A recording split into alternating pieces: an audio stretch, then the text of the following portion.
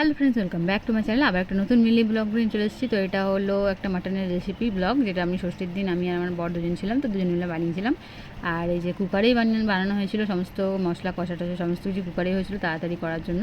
তো ফার্স্টে তেল দিয়ে গোটা গরম মশলা, পেঁয়াজ ভালো করে কষে নিয়ে আদা রসুন পেস্ট, টমেটো কাঁচা লঙ্কা সমস্ত পেস্ট একসাথে দিয়ে সেটা মশলাটা কষিয়ে নিয়ে নেওয়া হয়েছিল। আলুটা ভেজে রাখা হয়েছিল, আর এখানে মাটনটাও ম্যারিনেট করে রাখা হয়েছিল।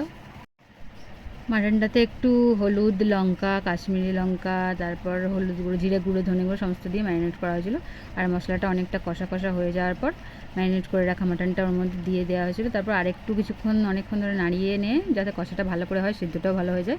তারপর নাড়ানো হয়ে যাওয়ার পর প্রেসার কুকারের মধ্যে দিয়ে আর সিটি নিয়ে দিয়েছিলাম 2-3টে মতো। 2-3টে সিটি দিয়ে তারপর আবার একবার ওপেন করে সেটাতে আলুগুলো দিয়ে আর আরেকটা সিটি দিয়ে দিয়েছিলাম, হয়ে গেল রেডি।